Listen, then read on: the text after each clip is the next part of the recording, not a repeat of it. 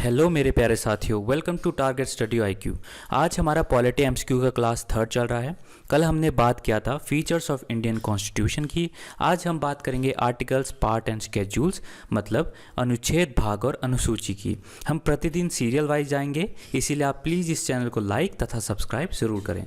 तो आज का पहला प्रश्न है, which of the following article of Indian constitution deals with citizenship in India. तो article 333 to 337, article 17 to 20, article 5 to 11, article 1 to 4। भारतीय संविधान का निम्नलिखित लेख देश में नागरिकता से संबंधित है। अनुच्छेद 333 से 337, अनुच्छेद 17 से 20, अनुच्छेद 5 से 11 और अनुच्छेद 1 से 4। तो नागरिकता के संबंध में बात करता है अनुच्छेद 5 से 11। तो अगर आपको मैं ब्रीफली बताऊं 5 से 11, तो आर्टिकल जो 5 होता है आपका, आर्टिकल 5 बात करता है नागरिकता के बारे में जब संविधान बनाया गया था। आर्टिकल 6 बात करता है पाकिस्तान से आए लोगों की नागरिकता के बारे में। आर्टिकल 7 बात करता है जो लोग पाकिस्तान चले गए थे फिर दोबारा भारत वापस लौट आए। आर्टिकल 8 बात करता है भारत से बाहर रह रहे लोगों की नागरिकता के बारे में। आर्टिकल 9 बात करता है जो नागरिक किसी अन्य देश की नागरिकता ग्रहण कर लेते हैं उनके बारे में। आर्टिकल 10 बारे में बात करता है कि जो भारत का नागरिक मान लिया जाएगा वो हमेशा भारत का नागरिक ही रहेगा। और लास्ट में आर्टिकल 11 बात करता है पार्लियामेंट की ताकत के बारे में, अगर किसी को नागरिकता हटानी हो या नागरिकता के संबंध में बात करनी हो। तो ये थे अनुच्छेद 5 से 11। सेकेंड क्वेश्चन की बात करें, which article of the constitution deals with the right to constitutional remedies. Article 22, article 29, article 19, article 32। संविधान का कौन सा अनुच्छेद संवैधानिक उपचारों के अधिकार से निपटता है। अनुच्छेद 22, अनुच्छेद 29, अनुच्छेद 19 या अनुच्छेद 32। तो इसके बारे में बात करता है अनुच्छेद 32। संवैधानिक उपचारों का अधिकारों को क्या बोलते हैं? Constitutional remedies. तो संवैधानिक उपचारों को क्या बोलते हैं? कॉन्स्टिट्यूशनल रेमेडीज बोलते हैं। ठीक है, ये कानूनी उपचार के बारे में बताता है जब किसी इंसान के अधिकारों का हनन होता है किसी भी राज्य तथा व्यक्ति द्वारा। तो इसमें क्या होता है, अगर आपके फंडामेंटल राइट्स या जो आपके अधिकार हैं उनका हनन हो रहा हो तो आप सीधा सुप्रीम कोर्ट जा सकते हैं या हाई कोर्ट जा सकते हैं रिट्स के माध्यम से। तो संवैधानिक उपचार इसके बारे में बताता है। तो आर्टिकल 32 कॉन्स्टिट्यूशनल रेमेडीज संवैधानिक उपचारों के बारे में बताता है। थर्ड क्वेश्चन है, in which schedule of Indian constitutional powers of panchayat are stated. पंचायतों की भारतीय संविधान शक्तियों के किस कार्यक्रम में कहा गया है? 11th schedule, 10th schedule, 9th schedule या 8th शेड्यूल। 11वीं अनुसूची, 10वीं अनुसूची, 9वीं अनुसूची या 8वीं अनुसूची। तो 11वीं अनुसूची में इसके बारे में पंचायत की ताकतों के बारे में बताया गया है भारतीय संविधान के। अगला प्रश्न है, under which article the parliament provides financial assistance to states. तो 273, आर्टिकल 275, आर्टिकल 274 या फिर आर्टिकल 276। संसद किस अनुच्छेद के तहत राज्यों को वित्तीय सहायता प्रदान करती है? अनुच्छेद 273, अनुच्छेद 275, अनुच्छेद 274 या अनुच्छेद 276। तो कौन सा अनुच्छेद हो जाएगा आपका? अनुच्छेद 275। Article 275 of the Indian constitution, मतलब कि अनुच्छेद 275 भारतीय संविधान का, जो कि कब बनाया गया था?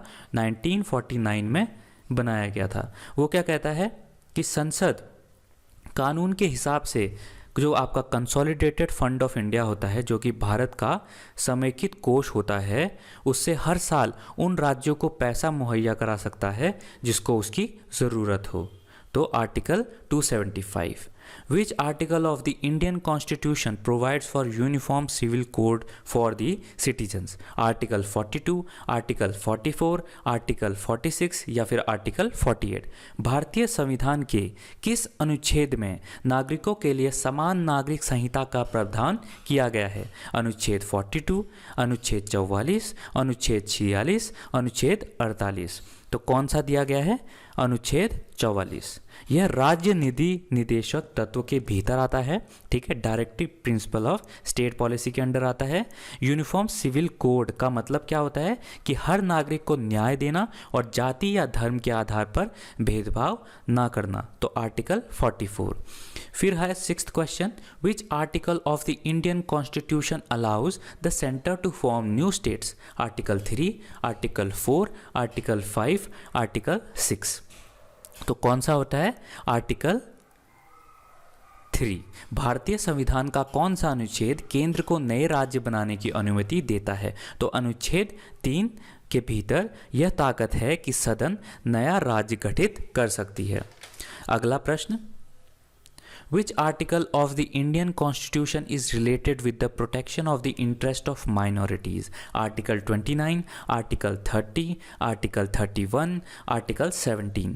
भारतीय संविधान का कौन सा अनुच्छेद अल्पसंख्यकों के हितों की सुरक्षा से जुड़ा हुआ है? अनुच्छेद 29, अनुच्छेद 30, अनुच्छेद 31, अनुच्छेद 17। तो आर्टिकल 30 भारतीय संविधान का कहता है कि हर अल्पसंख्यक किसी भी जाति भाषा का हो, उसके हितों का संरक्षण करने का अधिकार होता है। तो आर्टिकल 30 इसका सही आंसर हो जाएगा।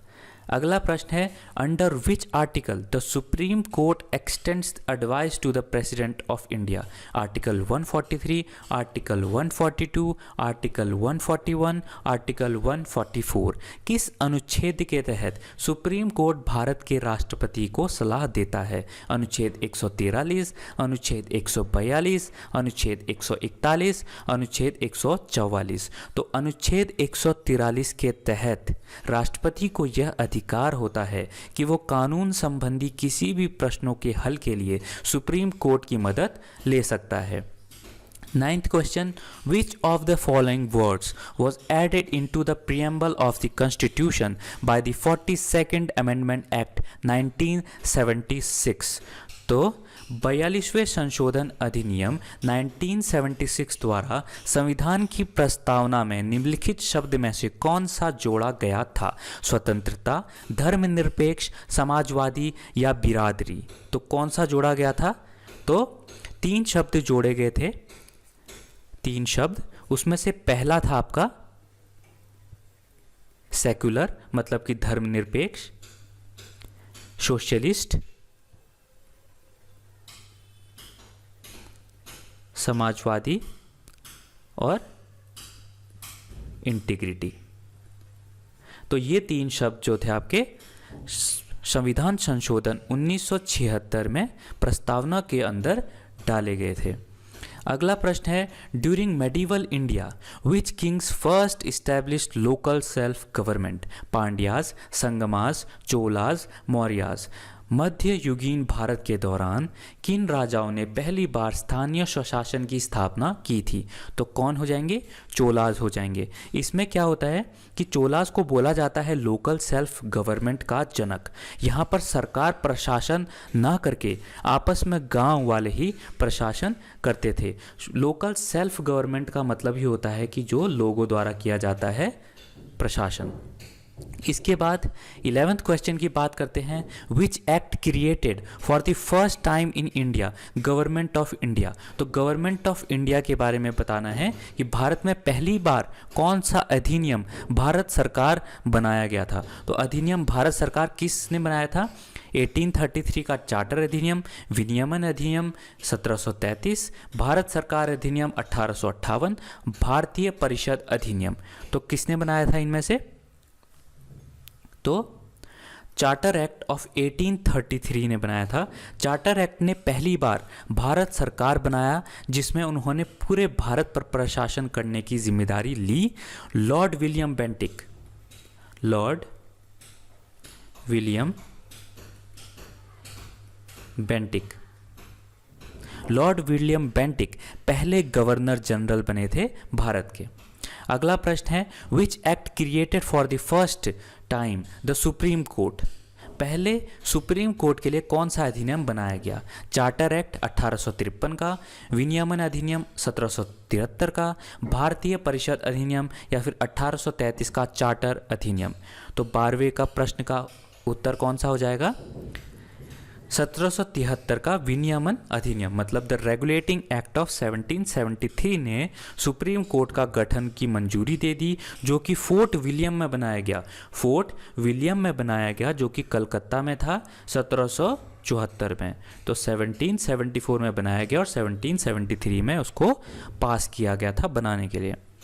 अगला प्रश्न है, money bill can be introduced in the state legislature only on the recommendation of governor, chief minister, speaker, finance minister. Money bill राज्य विधानमंडल में केवल एक ही की सिफारिश पर पेश किया जा सकता है। वो कौन होता है? राज्यपाल, मुख्यमंत्री, अध्यक्ष या फिर वित्त मंत्री। तो इसका सही आंसर हो जाएगा राज्यपाल।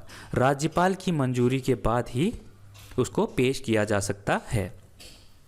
अगला प्रश्न है, which of the following acts introduce the principle of election in India? Indian council act of 1909, Indian council act of 1892, Indian council act of 1861, Indian council act of 1919। निम्नलिखित अधिनियमों में से किसने भारत में चुनाव के सिद्धांत को पेश किया? 1909 का भारतीय परिषद अधिनियम, भारतीय परिषद अधिनियम 1892, 1861 का भारतीय परिषद अधिनियम या फिर भारतीय परिषद अधिनियम 1919। तो एक्ट ऑफ 1892 ने पहली बार भारत में इलेक्शन सिद्धांत को मंजूरी दी थी और इसके लिए इसको महत्वपूर्ण निर्णय माना जाता है भारतीय संविधान का। तो कौन सा आंसर हो जाएगा इसका? इंडियन काउंसिल एक्ट ऑफ 1892, भारतीय परिषद अधिनियम 1892। अगला प्रश्न है, द डिस्ट्रिक्ट एंड सेशन जजेस work directly under the control of governor of state, high court of the state, law minister of the state, district collector. जिला और सत्र न्यायाधीश सीधे नियंत्रण में काम करते हैं राज्य के राज्यपाल के, राज्य के उच्च न्यायालय के, राज्य के कानून मंत्री के या फिर जिलाधिकारी के। तो इसका सही आंसर हो जाएगा high court of the state, राज्य के उच्च न्यायालय के भीतर जितने भी शहरी कोर्ट होते हैं काम करते हैं। हाई कोर्ट राज्य का सबसे बड़ा कोर्ट होता है। तो गाइज़ ये थे आज के टॉप 15 क्वेश्चंस। अगर आपको पसंद आया तो प्लीज़ लाइक करें, शेयर करें, सब्सक्राइब करें। Thank you so much and God bless you all.